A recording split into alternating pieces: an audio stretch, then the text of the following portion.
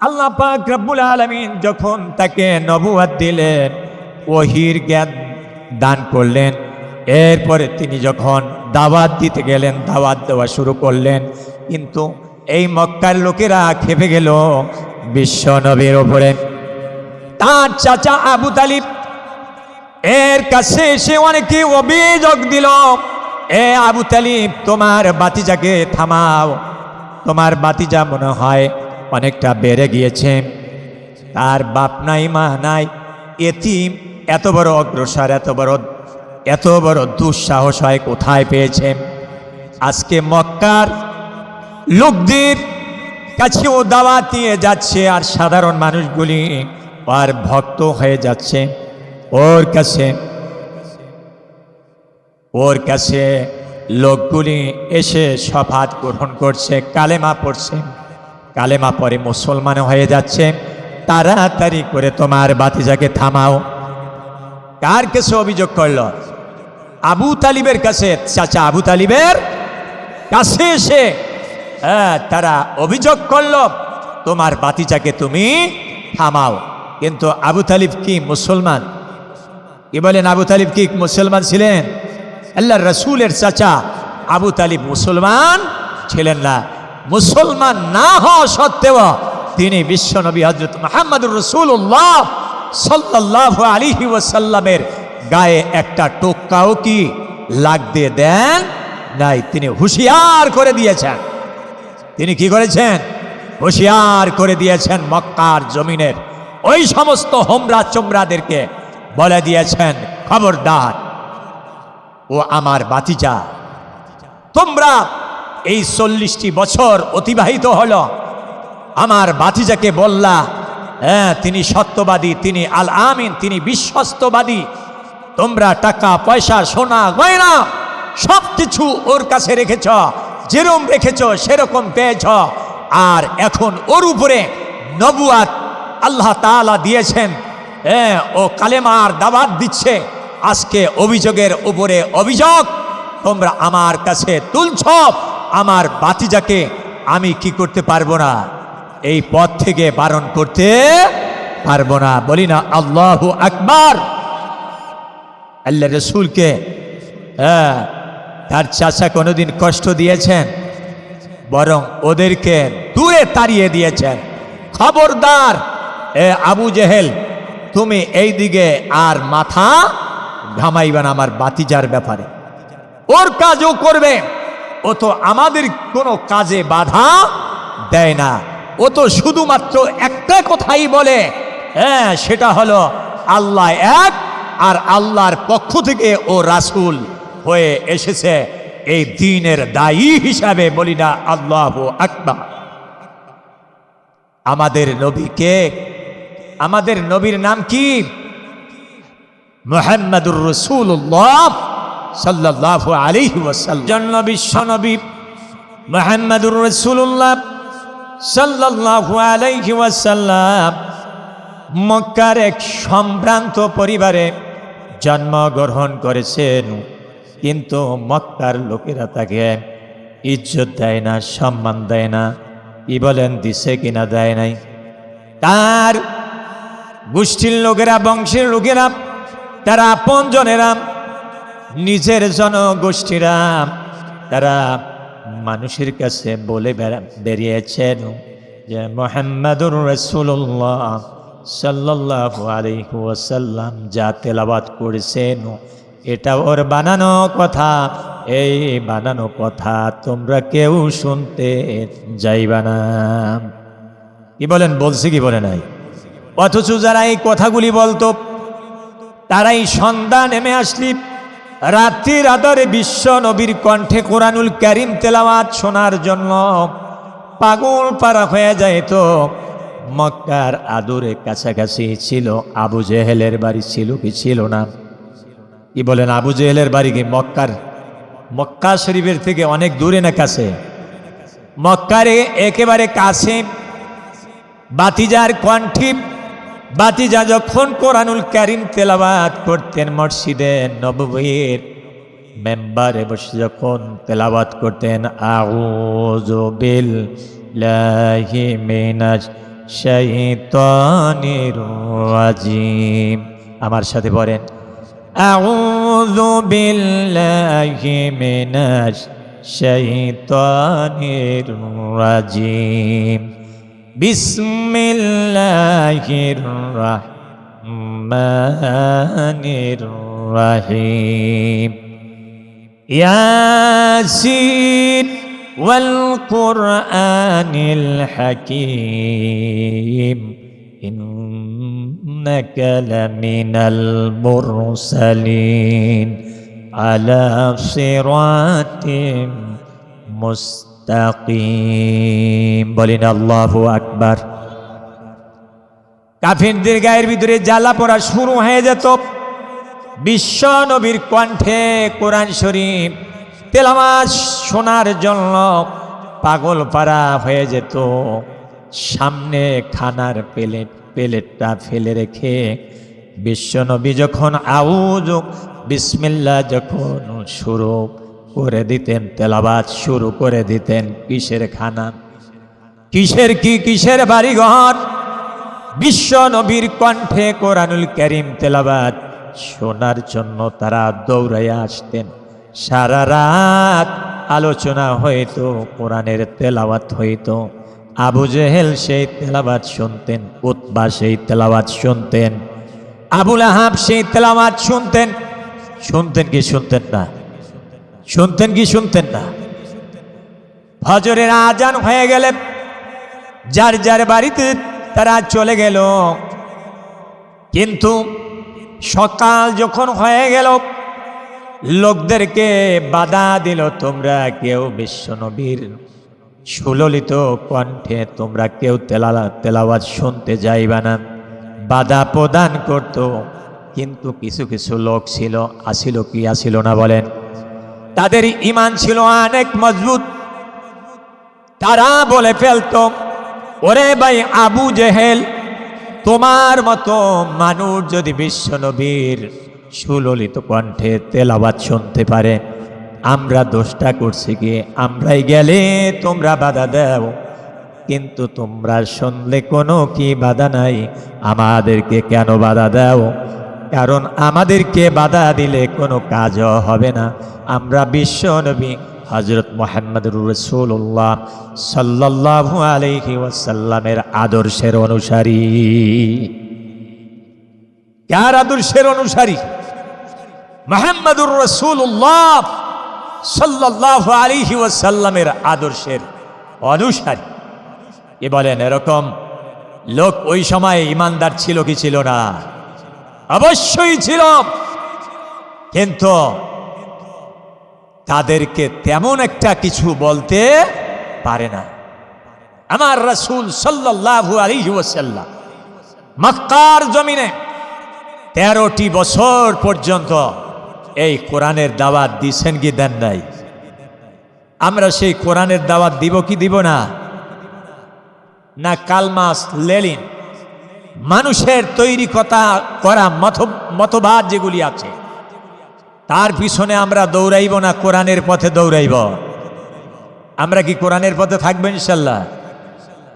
এই হায়াতের মালিককে, মৃত্যুর মালিককে, এই আকাশের মালিককে, এই জমিনের মালিককে, সব কিছুর মালিক যদি একজন হতে পারে, সেই একজনের হুকুম এই পৃথিবীতে চলবে। আর কারো কোনো হুকুম আমরা মানব? কি বলেন? রাজি আছি ইনশাল্লাহ? আমরা কোনো তাগুতের কাছে কি করব না? মাথা নত করব না। তাগুত বুঝেন? যেটা শয়তানের পথ। কি বলেন? যেটা হকের বিপরীত, যেটা হকের বিপরীত সেটাই হলো কি? তাগুতি শক্তি। তাগুতি শক্তি এই পৃথিবীতে বহুবার এসেছিল, কিন্তু সেই তাগুতি শক্তি ইসলাম বিদ্বেষী, ইসলামের শত্রুরা, ইসলামের সাথে যারা গাদ্দারি করেছে, শত্রুতা করেছে, এই শত্রুরা পৃথিবীতে কোনোদিন চিরস্থায়ীভাবে টিকে থাকতে পারে না। কি বলেন? পারছে?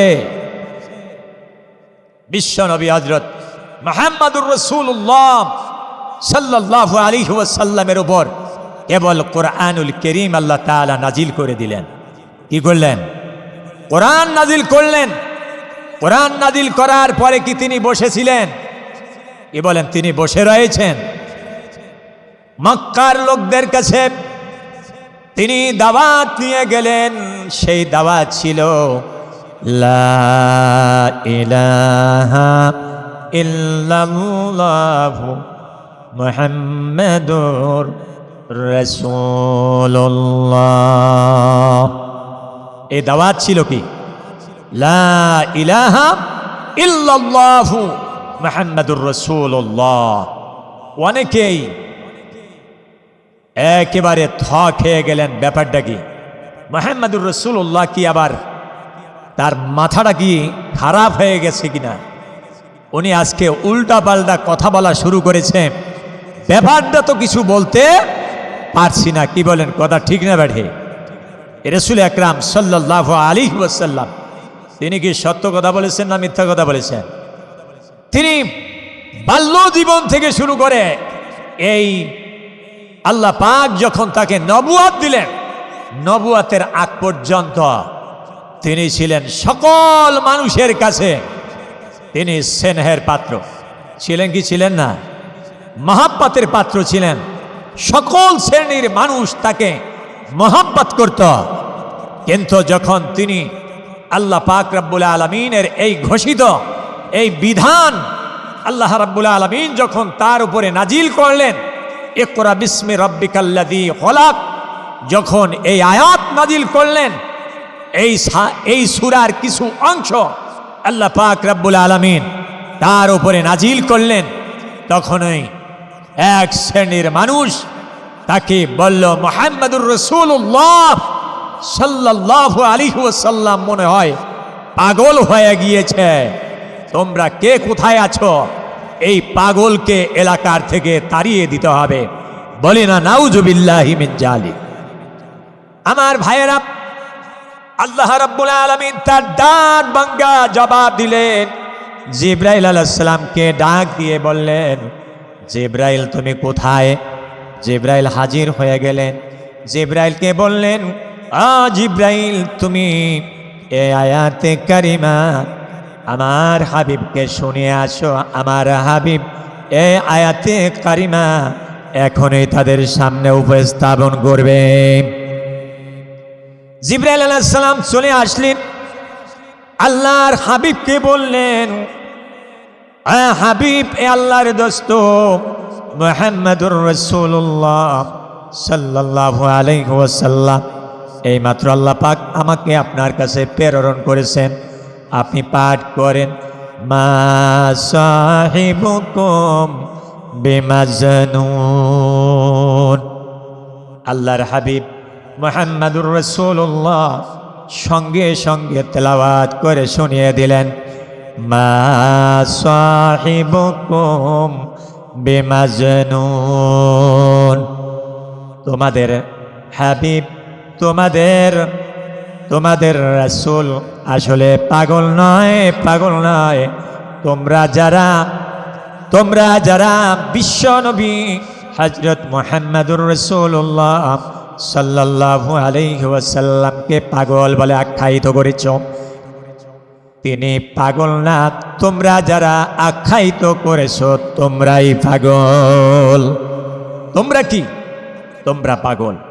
আমার ভাইয়েরা, বিশ্ব নবী হযরত মুহাম্মাদুর রাসূলুল্লাহ সাল্লাল্লাহু আলাইহি ওয়াসাল্লাম যখন ছোটবেলায় বাবা হারিয়ে ফেললেন, তিনি তখন মায়ের পেটে এখন পর্যন্ত পৃথিবীর চেহারা দেখেন না। তখন বাবাকে হারিয়েছেন, আপনজন হারিয়েছেন। যখন তিনি ভূমিষ্ঠ হইলেন, ভূমিষ্ঠ হওয়ার পরে মায়ের কোলে লালিত পালিত হলেন। 6 বছর অতিবাহিত হল। 6টি বছর অতিবাহিত হওয়ার পরে বাবার কবর জিয়ারত করার জন্য মা এবং ছেলে উভয়ই বিশ্বনবীকে নিয়ে যখন জিয়ারতে গেলেন, কিন্তু পথিমধ্যে আসার পথে মা সেখানে এন্তেকাল করলেন ওয়া নামক স্থানে। বলি না আল্লাহু আকবার। আল্লাহর নবী, বিশ্ব নবী মাত্র 6 বছর বয়স, মা ওই সময় এন্তেকাল করলেন। হায় রে, পৃথিবীতে দেখার মতো কেউ নাই, আছে নাকি? কি বলেন? 6 বছরের শিশু, আরে লালন পালন করার ভার, মা এন্তেকাল করেছেন, বাবা এন্তেকাল করেছেন।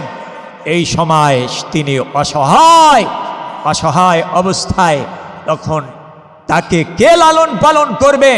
এই অবস্থায় তার লালন পালনের ভার তার চাচা আবু তালিব গ্রহণ করেন। বলি না সুবহানাল্লাহ।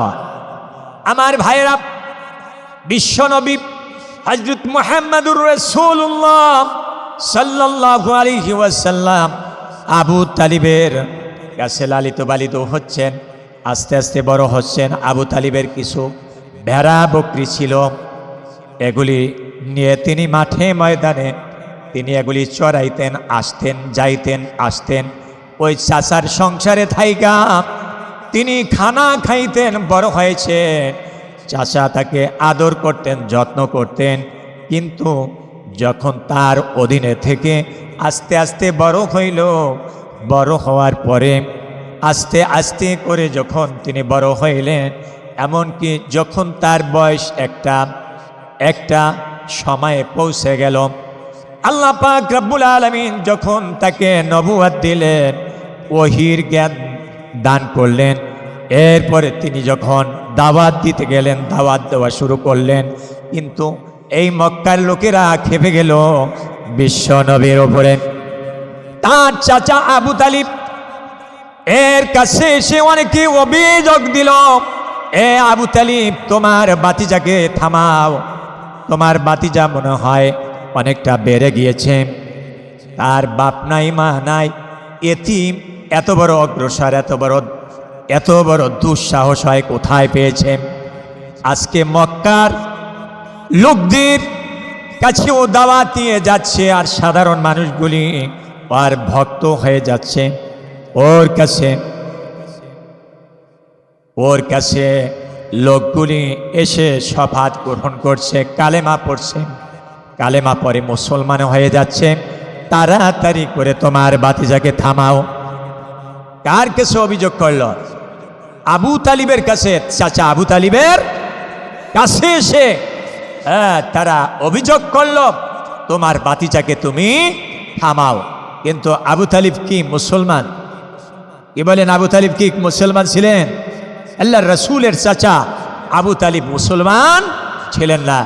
মুসলমান না হওয়া সত্ত্বেও তিনি বিশ্বনবী হযরত মুহাম্মদুর রাসূলুল্লাহ সাল্লাল্লাহু আলাইহি ওয়াসাল্লামের গায়ে একটা টোক্কাও কি লাগতে দেন নাই। তিনি হুঁশিয়ার করে দিয়েছেন। তিনি কি করেছেন? হুঁশিয়ার করে দিয়েছেন। মক্কার জমিনের ওই সমস্ত হোমরা চোমরাদেরকে বলে দিয়েছেন, খবরদার, ও আমার বাতিজা, তোমরা এই 40টি বছর অতিবাহিত হলো, আমার বাতিজাকে বললা তিনি সত্যবাদী, তিনি আল আমিন, তিনি বিশ্বস্তবাদী। তোমরা টাকা পয়সা, সোনা গয়না সব কিছু ওর কাছে রেখেছ, যেরকম রেখেছ সেরকম পেয়েছ। আর এখন ওর উপরে নবুয়াত আল্লাহ তাআলা দিয়েছেন, ও কালেমার দাওয়াত দিচ্ছে। আজকে অভিযোগের উপরে অভিযোগ তোমরা আমার কাছে তুলছ। আমার বাতিজাকে আমি কি করতে পারবো না? এই পথ থেকে বারণ করতে পারবো না। বলি না আল্লাহু আকবার। আল্লাহ রসুলকে তার চাচা কোনোদিন কষ্ট দিয়েছেন? বরং ওদেরকে দূরে তাড়িয়ে দিয়েছেন। খবরদার আবু জেহেল, তুমি এই দিকে আর মাথা ঘামাইবে না আমার বাতিজার ব্যাপারে। ওর কাজও করবে, ও তো আমাদের কোনো কাজে বাধা দেয় না। ও তো শুধুমাত্র একটা কথাই বলে, সেটা হলো আল্লাহ এক, আর আল্লাহর পক্ষ থেকে ও রাসূল হয়ে এসেছে এই দ্বীনের দায়ী হিসাবে। বলি না আল্লাহু আকবার। আমাদের নবীকে, আমাদের নবীর নাম কি? মুহাম্মদুর রাসূলুল্লাহ সাল্লাল্লাহু আলাইহি ওয়াসাল্লাম। আমার নবীকে কাফেরেরা মারছে কি মারে নাই? আমার রাসূলকে এক রাতে খতম করার জন্য এসেছিল, বাড়ির চতুর্দিক ঘেরাও করে রেখেছিল, কিন্তু রাখে আল্লাহ, মারে কে? তিনি কোন জায়গা দিয়ে আল্লাহ পাক তাকে ঘর থেকে বেরিয়ে নিয়ে গিয়েছেন কাফেররা টেরই পায় না। সারা রাত অরঘুমা, অরঘুমা অনেককে বলছে এখনই ধরে নিয়ে আসি ঘর থেকে, কল্লাটা টিপ দিয়া তারপরে একেবারে শ্বাসটা বন্ধ করে দিব, মেরে ফেলবো। কেউ বলছে এখনই ওর হাত পাও কেটে দিব, ওর কল্লাটা টুকরা টুকরা করে ফেলবো। কিন্তু পেরেছে? হেফাজত করেছেন কে? আল্লাহ সুবহানাহু ওয়া তাআলা। বলি না আল্লাহু আকবার। আমরা কার উম্মত? আমরা নবী মুহাম্মদুর রাসূলুল্লাহ সাল্লাল্লাহু আলাইহি ওয়াসাল্লামের উম্মত হইতে হইলে আল্লাহ এবং আল্লাহর রাসূলের বিধিবিধান আমাদেরকে কি করতে হবে? মেনে চলতে হবে, মানতে হবে। শুধু মুখে বললাম তাতে কাজ হবে না। অন্তরে একটা, কথায় আর একটা, কার্যত আর একটা, এগুলি চলবে না। ওরকম মনের, ওরকম ইমানদার হতে হবে যেভাবে ইমানদার হয়েছিলেন আল্লাহর নবীর একান্ত সাহাবী হযরত আবু বকর সিদ্দিক রাদিয়াল্লাহু তাআলা আনহু। আমার ভাইয়েরা, হযরত আবু বকরের কাছে যখন দাওয়াত পৌঁছল, তখনও আবু বকর অমুসলিম ছিলেন, তখনও তিনি কালেমার কোনো ঘ্রাণ পান নাই। কালেমা কাকে বলে এটা তিনি জানেন নাই, শোনেন নাই। বিশ্বনবী হযরত মুহাম্মদুর রাসূলুল্লাহ সাল্লাল্লাহু আলাইহি ওয়াসাল্লাম যখন আবু বকরকে সর্বপ্রথম দাওয়াত দিলেন, লা ইলাহা ইল্লাল্লাহু মুহাম্মাদুর রাসূলুল্লাহ। একটু জিকির করি, লা ইলাহা ইল্লাল্লাহ, লা ইলাহা ইল্লাল্লাহ, লা ইলাহা ইল্লাল্লাহ, লা ইলাহা ইল্লাল্লাহ মুহাম্মাদুর রাসূলুল্লাহ সাল্লাল্লাহু আলাইহি ওয়াসাল্লাম। এই কালেমার ওজন আছে না নাই? কালেমার দাম আছে না নাই? এই কালেমা কোন পয়গম্বরের সাথে, আল্লাহর নামের সাথে আল্লাহ তাআলা ইনক্লুড করে দিয়েছে আপনারা জেনেছেন? প্রথম এই পৃথিবীতে আগমনকারী মানুষ পয়গম্বর হযরত আদম আলাইহিস সালামকে আল্লাহ তাআলা এই পৃথিবীতে পাঠিয়েছেন। তাকে যখন আল্লাহ পাক সৃষ্টি করলেন, সৃষ্টি করার পরে যখন তার এই দেহ মোবারকের ভিতরে আল্লাহ তাআলার হুকুম, এই রূহ চলে আসলো, তখন চোখ খুললেন। কি করলেন? চোখ খুললেন। চোখ খোলার পরে তার এই নজর চড়ে গিয়েছিল আরশ মহল্লায়। বলি না আল্লাহু আকবার। কোথায় চলে গিয়েছিল? আরশ মহল্লা। এখানে সেখানে আরশ না, এই আরশ কুরসি, এটা সপ্ত আকাশের উপরে। বলি না আল্লাহু আকবার। সেই আরশ মহল্লায় একমাত্র আমাদের নবী গিয়েছেন। কি বলেন? কথা ঠিক না ঠিক? আর কোন পয়গম্বর ওখানে যাওয়ার চান্স পেয়েছেন? কেউ চান্স পায় না। তিনি কেবল সেই আরশ মহল্লায় যাওয়ার চান্স পেয়েছেন, আর কোন পয়গম্বর সেখানে যাওয়ার চান্স পায় না। আর তার উম্মত সেই কিয়ামতের ময়দানে সর্বপ্রথম বিশ্ব নবী হযরত মুহাম্মদুর রাসূলুল্লাহ সর্বপ্রথম তার উম্মতের জন্য আল্লাহর কাছে সুপারিশ করবেন। সেই সুপারিশ সর্বপ্রথম আল্লাহর দরবারে কি হবে? মঞ্জুর হবে। বলি না সুবহানাল্লাহ। বিশ্বাস হয় না নাকি? নবীরে দেখছেন কে বই?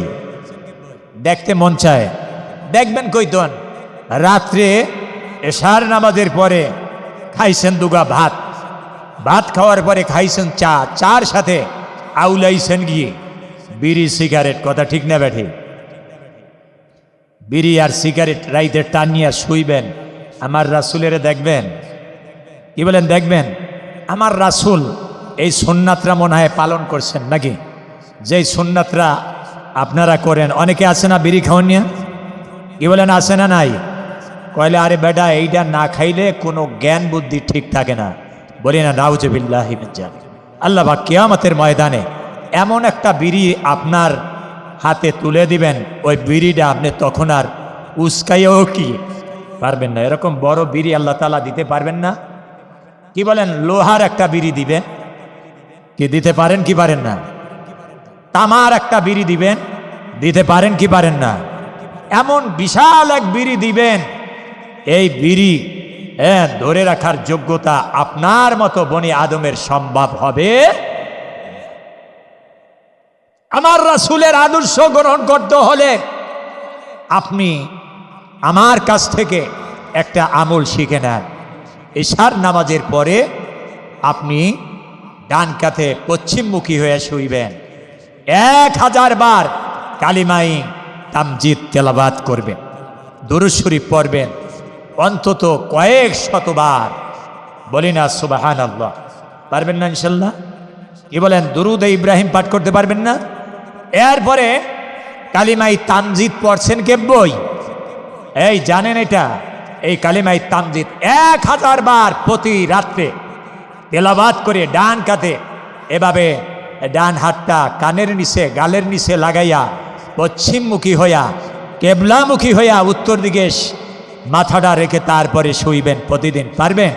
এভাবে করতে করতে যখন 40 দিন অতিক্রম হয়ে যাবে, ইনশাল্লাহ বিশ্ব নবী হযরত মুহাম্মদুর রাসূলুল্লাহ সাল্লাল্লাহু আলাইহি ওয়াসাল্লামকে আল্লাহ তাআলা আপনাকে স্বপ্ন যোগে দেখায় দিবেন। বলি না আল্লাহু আকবার। আর যদি রাত্রে উইঠা বিড়ি টানা শুরু করেন তাইলে স্বপ্নে ভালো করিয়া দেখবেন। কি ঠিক আছে তো? বিড়ি ছাড়বেন না, খবরদার। ওইটা কবর পর্যন্ত কোনোদিন বিড়ি ছাড়া যাবে না, খবরদার। এই সমস্ত নিশা জাতীয় দ্রব্য থেকে আল্লাহ তাআলা আমাদেরকে হেফাজত করুন।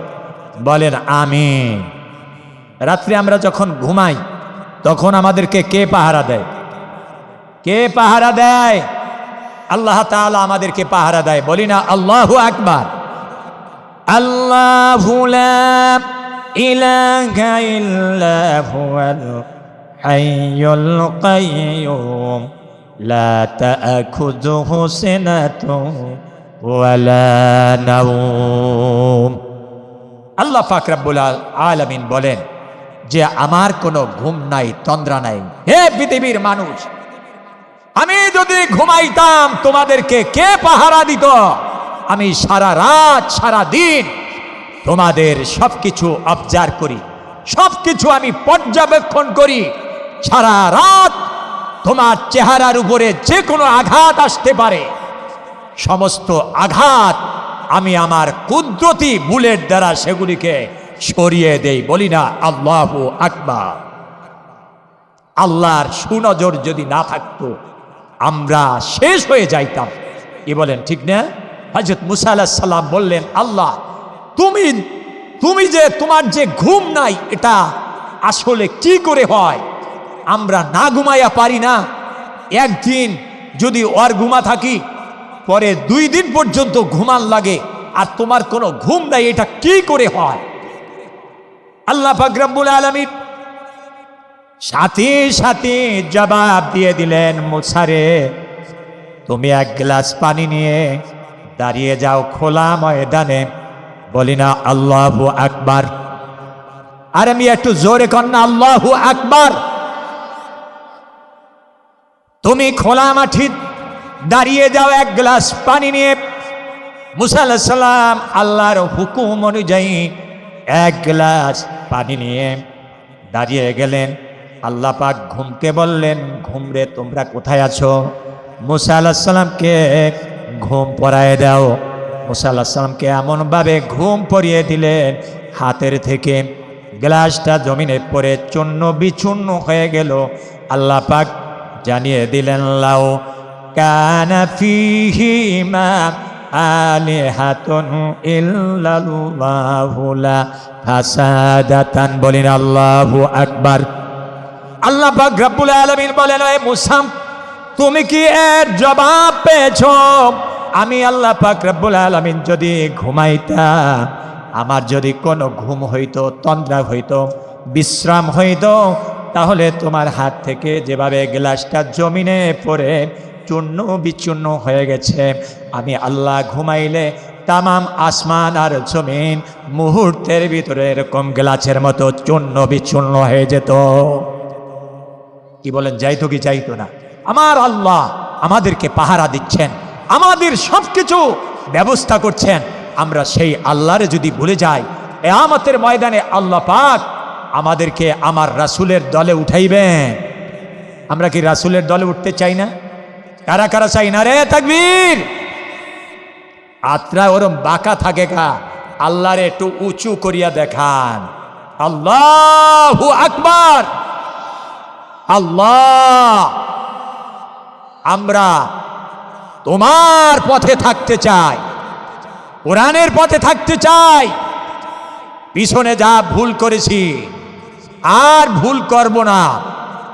5 ওয়াক্ত নামাজ আদায় করিব তোমার হুকুম অনুযায়ী, কোরআনের বিধান অনুযায়ী জীবন গঠন করিব, তোমার রাসূলের আদর্শিত পথে চলব ইনশাল্লাহ। শপথ করেছি। কার সাথে?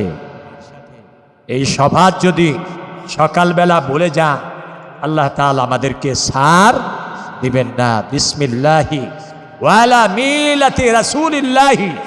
ইন্তেকালের পরে, এরপরে যখন প্যাকেট করে ফাটিয়ায় করে আমাদেরকে কবর দেশে নিয়ে যাওয়া হবে, কবরে যখন নামানো হয় তখন বলা হয় কি?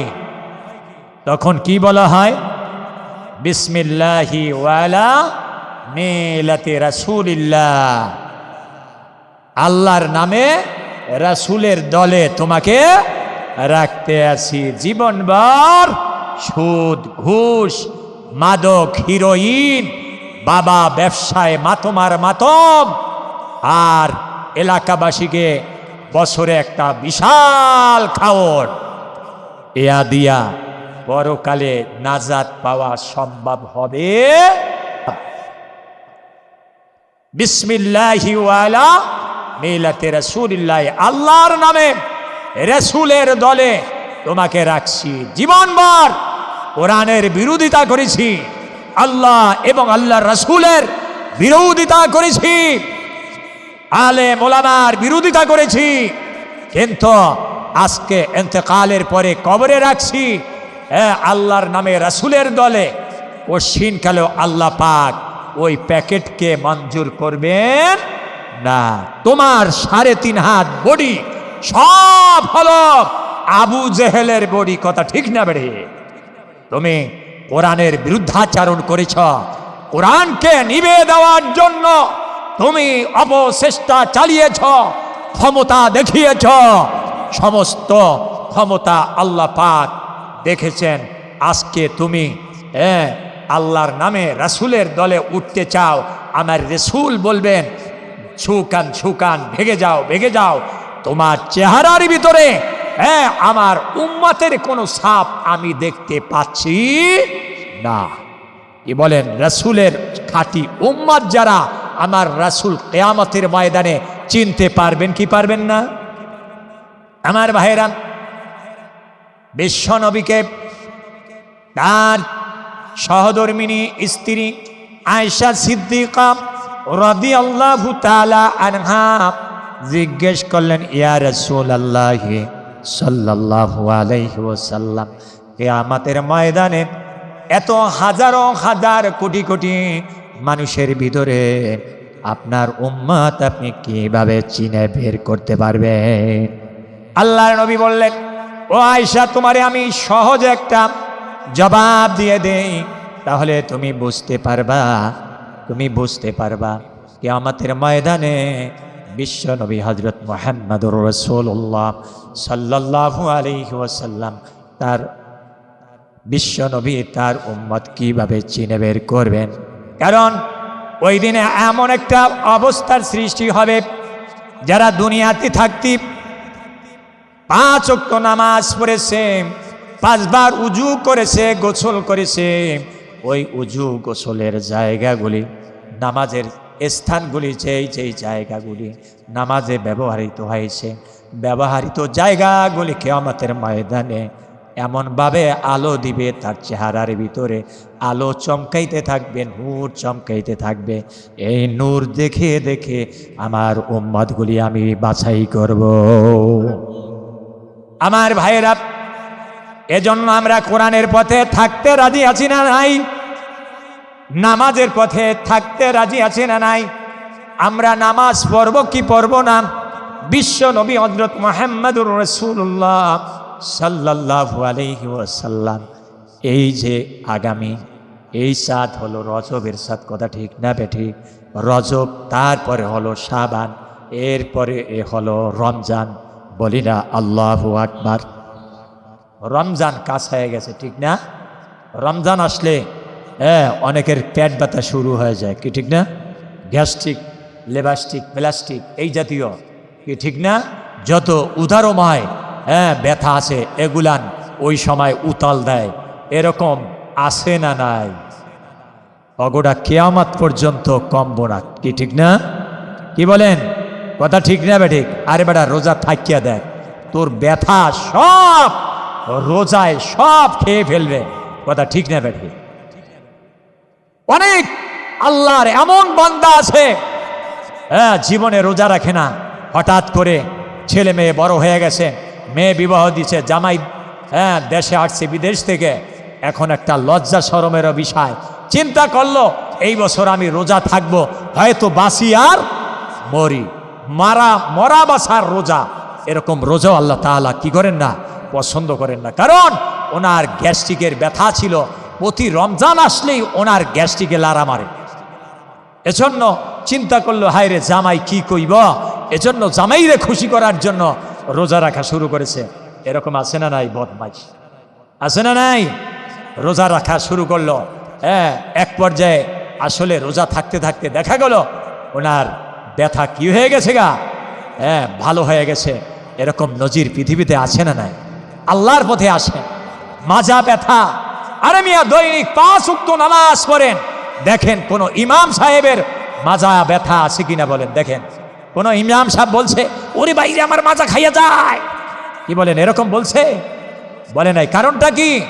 তিনি 5 ওয়াক্ত নামাজের ইমামতি করেন। শুধু তাই করেন না, রাতের আধারে উঠে অন্তত 8 রাকাত, 10 রাকাত, 12 রাকাত নামাজ দীর্ঘ তেলাওয়াতের মাধ্যমে সমাপ্ত করেন, যার কারণে মাজার ভিতরে যত ব্যথা বেদনাগুলি চিন্তা করে ওনার ভিতরে আমি আইসা কোনো লাভ নাই, আমি ওনার ভিতরে আইসা কোনো জায়গা পাই নাই। কারণ আজ পর্যন্ত কোনো আলেমের মাজায় কোনো ব্যথা আল্লাহ তাআলা দেন না। কারণটা কি? 5 ওয়াক্ত নামাজ আদায় করার কারণে। আমার ভাইরা, বিশ্বনবী হযরত মুহাম্মদুর রাসূলুল্লাহ এই রজব মাসে, কোন মাসে? এই রজব মাসে খানায়ে কাবার থেকে শুরু করে সফর শুরু হইল। এই সফর করতে করতে তিনি আরশ মহল্লা পর্যন্ত চলে গেলেন। বলে না আল্লাহু আকবার। সেখানে যাওয়ার পরে সেখানে কেন গেলেন? আল্লাহ পাক থেকে দাওয়াত দিলেন, সুবহানাল্লাযী আসরা বিআবদিহি লাইলাম মিনাল মাসজিদিল হারামি ইলাল মাসজিদিল আকসাল্লাযী বারাকনা হাওলাহু লিনুরিয়াহু মিন আয়াতিনা ইন্নাহু হুয়াস সামিউল বাসীর। বলেন আল্লাহু আকবার। আমার রাসূলের আল্লাহ পাক এতটা ভালোবেসেছেন, খানায় কাবার থেকে তিনি সেখানে বসে ওযু করেছেন। ওযু অবস্থায় জিবরাইল আলাইহিস সালাম এসে সংবাদ দিলেন, আল্লাহর হাবিব মুহাম্মদুর রাসূলুল্লাহ এই মুহূর্তে এই তো বোরাক নিয়ে হাজির হয়ে গেছি, এই বোরাকে আপনি চড়েন। এই বোরাক কোথায় যেতে হবে? এখন যেতে হবে বাইতুল মাকদাসে, সেখানে সমস্ত পয়গম্বররা আপনার অপেক্ষায় আছে। বলি না আল্লাহু আকবার। আর আমি একটু জোরে বলেন না আল্লাহু আকবার। এটা কার সফর? বিশ্ব নবীর সফর। সফরটা কেন আল্লাহ তাআলা করাইলেন এটা আপনারা বুঝেন? আমাদের দেশে যদি আমার বাবা মারা যায়, আমার মা মারা যায়, আমার সন্তান মারা যায়, আমার বোন মারা যায়, আমার ভাই মারা যায়, আপনজন কেউ যদি মারা যায়, দেখবেন একদিন দুই দিন পরে আমার প্রতিবেশী যে আত্মীয় স্বজন আছে এরা কয় তোর বাইতে থাকার দরকার নেই, কান্দে কান্দে শেষ হয়ে যাইব, তাই ওর একটু আমাকে বাইতে ব্যান্ডাই করিয়া উড়াইয়া লইয়া আমাকে বাইতে একটু ঘুরিয়ে আসলে ওর কাছে মন ডাহান একটু ভালো লাগবে। কি বলেন? কথা ঠিক না বেঠে? বিশ্ব নবী হযরত মুহাম্মদুর রাসূলুল্লাহ সাল্লাল্লাহু আলাইহি ওয়াসাল্লামকে তালাজালা করে ফেলেছে মক্কার জমিনের লোকেরা। রাসূলকে কষ্ট দিয়েছেন, পাথর মেরেছেন, ভর্ৎসনা করেছেন, গালি দিয়েছেন, তীর বর্ষা নিক্ষেপ করেছেন। এত কষ্ট, এত মনের এই কলিজার ব্যথা বেদনাকে দূরীভূত করার জন্য আল্লাহ রাব্বুল আলামিন এই সেনহের নবী, বিশ্ব নবী, আকায়ে নামদার তাজদারে মদিনা মুহাম্মদুর রাসূলুল্লাহ সাল্লাল্লাহু আলাইহি ওয়াসাল্লামকে সান্ত্বনা বাণী দেওয়ার জন্য সেই মক্কা খানায় কাবার থেকে শুরু করে বাইতুল মাকদাস হয়ে, সেখান থেকে এই জমিন থেকে শুরু করে এই সপ্ত আকাশ ভেদ করে এরপরে আরশ মহল্লায় নিয়ে গেলেন। বলি না আল্লাহু আকবার। কোন পয়গম্বর সেখানে যাইতে পারছে? এই আসমানের দরজা আছে না নাই? কি বলেন, আছে না নাই? মনে করছেন আসমানের যদি দরজা নাই, যদি দরজা না থাকতো তাইলে কিভাবে এই সপ্ত আকাশ ভেদ করিয়া তারপরে সেই আরশ মহল্লায় আল্লাহ তাআলা তাকে নিয়ে গেলেন? আর সেখানে কি একজন দুইজন ফেরেশতা ছিল? সমস্ত ফেরেশতারা সেখানে হাজির ছিল। এই জমিন থেকে শুরু করে সেই সিদরাতুল মুনতাহা পর্যন্ত সিরিয়াল বাই সিরিয়াল একজনের কাঁধের উপরে আর একজনে ভর করতে করতে করতে করতে আল্লাহর রাসূলকে ইস্তেকবাল করবার জন্য, সম্বর্ধনা জানাবার জন্য, বিশ্ব নবীকে সম্মান প্রদর্শন করার জন্য আল্লাহ অর্ডার করে দিলেন, আজকে তোমাকে অন্য কোনো ডিউটি নাই, আজকে আমার দরবারে আমার আখরি জমানার পয়গম্বরকে নিয়ে আসছি, তাকে সান্ত্বনা দেওয়ার জন্য, তার সিনাটাকে আরো উজ্জীবিত করার জন্য, ইমানের মজবুতি বাড়িয়ে দেওয়ার জন্য, যে সারা পৃথিবীর কাফের মুশরিকরা তিনি যখন কোরআনের দাওয়াত দিবেন তখন যেন তাকে ভয় পায়, তাকে যেন ইজ্জত দেয়, দলে দলে যেন বিশ্ব নবীর দরবারে চলে আসে। এজন্য আমার বাড়িতে তাকে নিয়ে আসছি, তোমরা তাকে সম্বর্ধনা ইস্তেকবাল জানাও। এজন্য এই জমিন থেকে শুরু করে ফেরেশতারা, সমস্ত ফেরেশতারা একজনের কাঁধে আর একজনে ভর করতে করতে করতে করতে দাঁড়িয়ে রয়েছেন। বলি না আল্লাহু আকবার। বিশ্বাস হয় না বুঝি মনে নাকি? কি বলেন? এটা একটা আশ্চর্য ঘটনা, অনেকেই বিশ্বাস করে না। সাদ্দাকতে ইয়া মুহাম্মদ কে বলেছিলেন? আবু বকর রাদিয়াল্লাহু তাআলা আনহু বলেছিলেন। এই ঘটনা এক রাতে ২৭টা বছর কেটেছে। বলি না আল্লাহু আকবার। কয় বছর? ২৭ বছর। সুবহানাল্লাহ। সুবহানাল্লাযী আসরা বিআবদিহি লাইলাম মিনাল মাসজিদিল হারাম ইলাল মাসজিদিল আকসাল্লাযী বারাকনা হাওলাহু লিনুরিয়াহু। তিনি যখন এই বিশাল এক সফর করে আবার সেই খানায় কাবায় এসে ফজরের নামাজ জামাতের সাথে আদায় করলেন, আদায় করার পরে তিনি এই মসজিদে নববীর বারান্দায় সকালবেলা দাঁড়িয়ে সেখানে আবু বকর উপস্থিত, আর অন্যান্য সাহাবীরা উপস্থিত, আর আবু জেহেলের বাড়ি তো মক্কা শরীফের সামনে। কি বলেন? কথা ঠিক না বে ঠিক? সেখানে আবু জেহেল ঘুরতে আসে, রাসূল এই বাণী দিতেছেন। তখন আবু জেহেল কয়, আসলে মুহাম্মদ এই পর্যন্ত যাইয়া ছিল, আজকে মনে হয় ওর মাথাটা বাকিটুকু নষ্ট হয়ে গেছে। বলি না নাউজুবিল্লাহ। রাসূল জীবনে কোনোদিন মিথ্যা কথা বলছেন? আমরা বলি কি বলি না? সকালে এক কথা, দুপুরে এক কথা, বিকালে এক কথা, রাত্রে আর এক কথা। কি বলেন? আছে না নাই? আমাদের ভিতরে মুনাফিকি আছে না নাই? বাংলাদেশের আমার মনে হয় অঞ্চল বেদে অন্তত ২-১০০ করিয়া মুনাফেক মুসলমান আছে না নাই? এই মুনাফেক মুসলমানে আজকে বাংলাদেশের এই প্রেক্ষাপটে যারা কোরআন ও হাদিসের কথা বলেন, হক কথা বলেন, তাদেরকে তারা স্তব্ধ করে দিতে চায়। কথা ঠিক না বেড়ে? আমরা কি তাদের কথায় এই কোরআনের আওয়াজকে বন্ধ করে দিব? ইন্না নাহনু নাজ্জালনা যিকরা ওয়া ইন্না লাহু লাহাফিজুন। এই কোরআন কে হেফাজত করবে?